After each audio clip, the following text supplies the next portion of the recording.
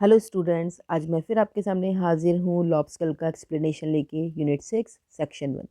ये स्टोरी है एक डॉग और एक गर्ल की, और एक बहुत ही हार्ट टचिंग और बहुत ही इमोशनल और बहुत ही ट्रेजिक स्टोरी है।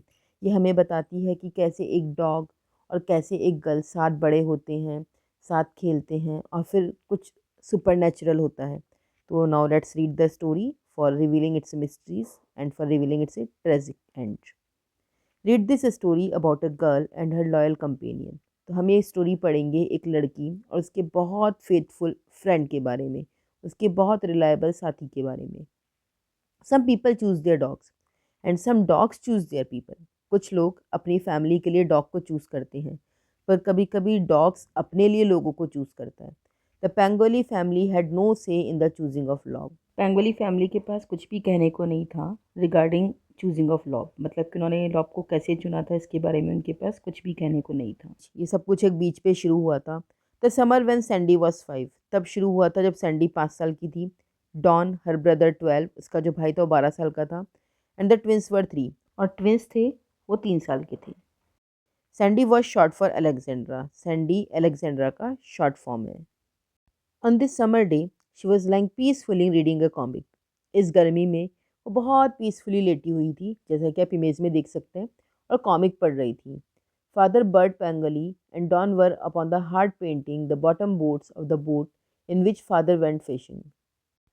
पापा बर्ड पेंगली और जो डॉन थे वो हार्ड पे थे, और वो जो बोट थी, नाव थे, उसके बॉटम, उसके निचले हिस्से को पेंट कर रहे थे। इन विच फादर वेंट फिशिंग, जिसपे कि पापा फिशिंग करने जाते थे। और मम्मी क्या कर रही थी?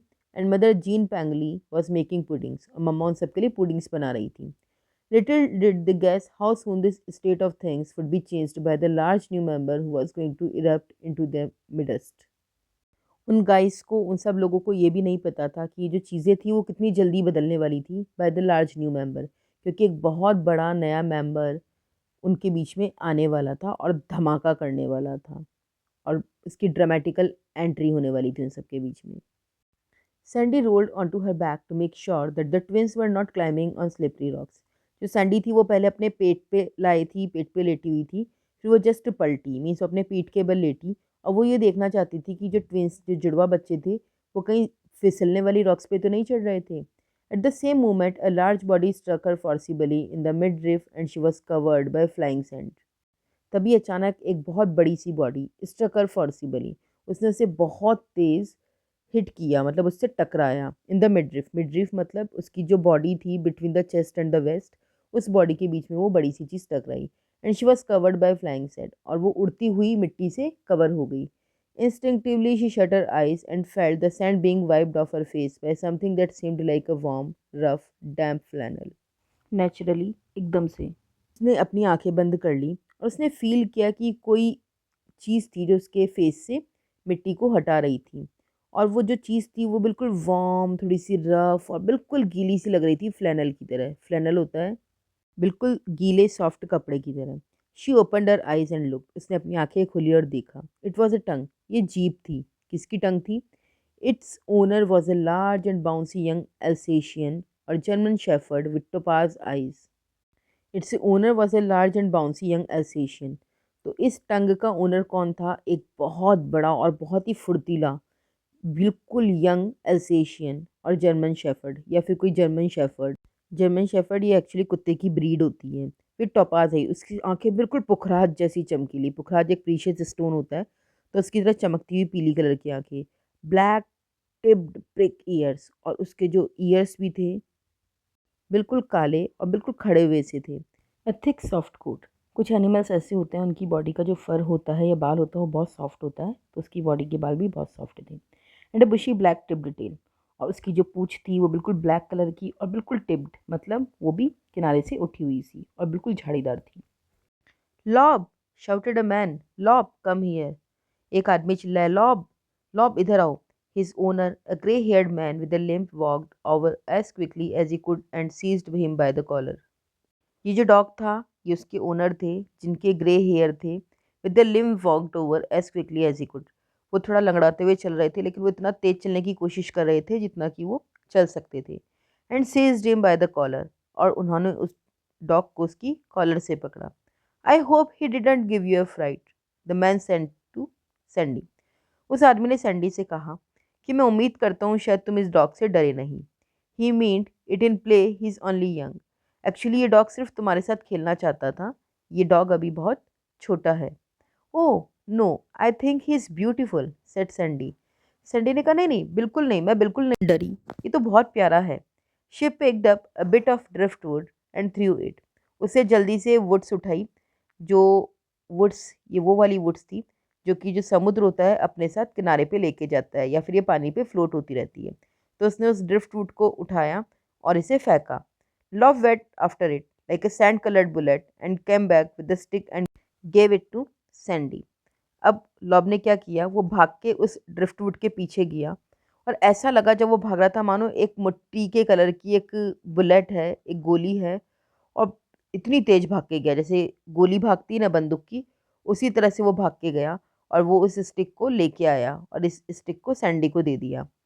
For Sandy too it was love at first sight. Sandy के लिए भी ये एक पहली नज़र का प्यार था।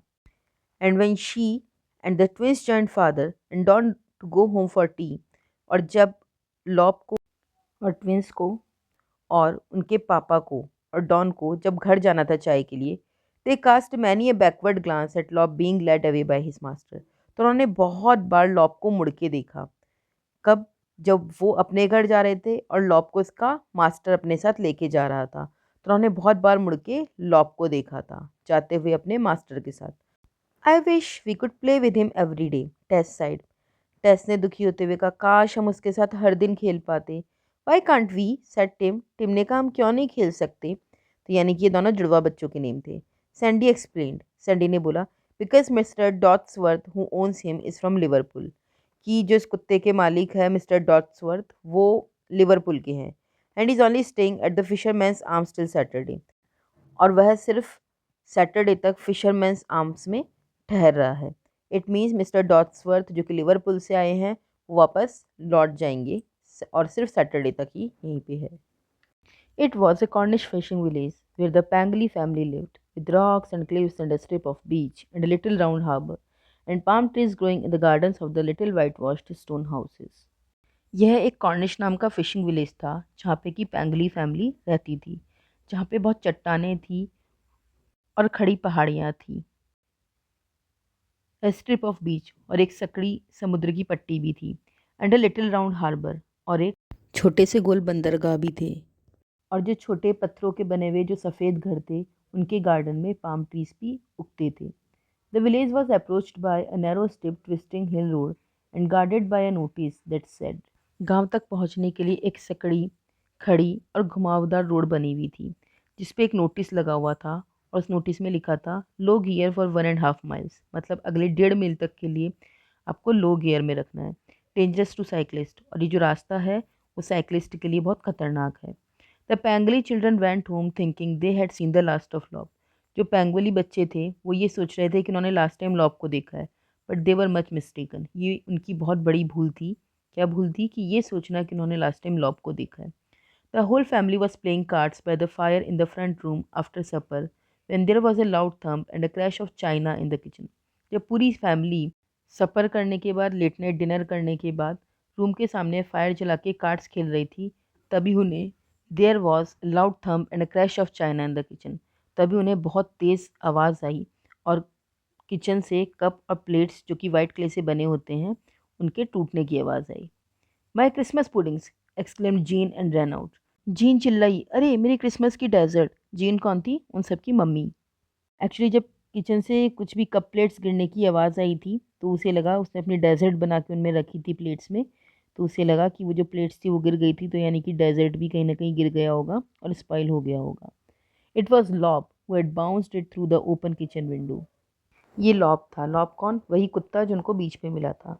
तो ये लॉब था जो कि किचन की विंडो खुली थी उससे कूद के अंदर आया था। Lob stood on his hind legs and plastered Sandy's face with लिक्स।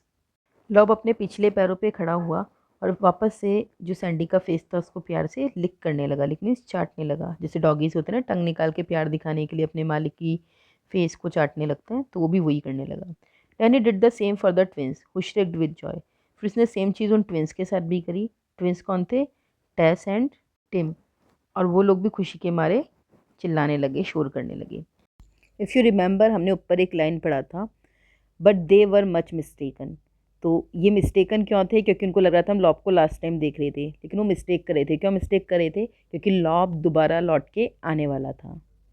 Where does this friend of yours come from? Inquired Mr Pengelly. Mr Pengelly ने उन सबसे पूछा, ये तुम्हारा दोस्त कहाँ से आ गया? He is staying at the fisherman's arms, I mean his owner is. मेरे कहने का मतलब है कि वो फिशरमैन्स आर्म्स में रुका था और उसके जो मालिक हैं वो भी वहीं रुके थे, और वो शायद सैटरडे तक रुके थे, संडे को जाने वाले थे। Then he must go back there, find a bit of string Sandy to tie to his collar. तो उसे वापस वहीं जाना चाहिए। तो एक रस्सी ढूंढो सैंडी और उसकी कॉलर पे बांधो। मीन्स ये जो तीनों स्टेटमेंट है, वेयर से लेके ये टाई टू हिज कॉलर, ये मिस्टर पैंगली बोल रहे हैं। मिस्टर पैंगली ने कहा कि हो सकता है ये गलती से अपने मालिक से पास से हमारे पास आ गया है, तो इसको गले में वापस रस्सी बांध के इसे इसके मालिक को लौटा दिया जाए। I wonder how he found his way here, Mrs Pengelly said. Mrs Pengelly ने कहा, कितनी आश्चर्य की बात है कि इसको यहाँ का एड्रेस और यहाँ का पता कैसे पता चला। Sandy explain about their afternoon game on the beach. Sandy ने उनको बताया कि कैसे उन्होंने उस दिन बीच पे आफ्टरनून के टाइम पे गेम्स खेले थे। Lob's owner thanked Mr Pengelly for bringing him back. अब जो लॉब्स के जो ऑनर थे, कौन थे लॉब्स के ओनर? मिस्टर डॉट्सवर्थ। उन डॉट्सवर्थ ने थैंक्स किया मिस्टर पैंगली को कि आप वापस मेरे डॉग को यहाँ ले आए। Jean Pengelly warned the children that they had better not encourage Lob anymore. अब जिन पैंगली ने बच्चों को ये कहा कि भाई तुम प्लीज़ इस लॉब को ज़्यादा एनकरेज मत करो, अदरवाइज ये बार बार आपके पास लौट के आएगा। The next day was Saturday, अगला दिन शनिवार था। Sandy had found out that Mr Dodsworth was to catch the 9:30 train. Sandy को ये पता था कि मिस्टर डॉट्सवर्थ को 9:30 की ट्रेन पकड़नी थी। शी वेंट आउट सीक्रेटली, वो बहुत चुपके से बाहर चली गई, डाउन टू द स्टेशन की तरफ।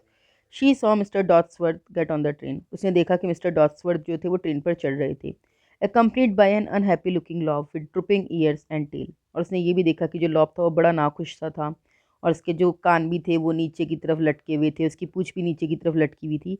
कहा जाता है जब डॉग्स जो होते हैं दुखी होते हैं या नाखुश होते हैं तो उनके जो कान होते हैं और जो पूँछ होते हैं वो नीचे की तरफ झुक जाते हैं। हमने पढ़ा था उसकी टिप्ड टेल थी और टिप्ड ईयर्स थे, लेकिन अब वो झुके हुए थे। Then she saw the train slide away, उसने देखा कि जो ट्रेन थी धीरे धीरे चलने लगी। सैंडी वॉकड होम मिजरेबली, और सैंडी बहुत दुखी होकर घर पे वापस आने लगी। अब आगे का पार्ट पढ़ेंगे हम सेकंड पार्ट में। तब तक के लिए stay tuned with my channel. तो क्या लॉब हमेशा सैंडी की लाइफ से चला गया है? क्या लॉब और सैंडी दोबारा मिल पाएंगे या नहीं? तो इन सब चीज़ों को जानेंगे इस स्टोरी के नेक्स्ट पार्ट के एक्सप्लेनेशन में।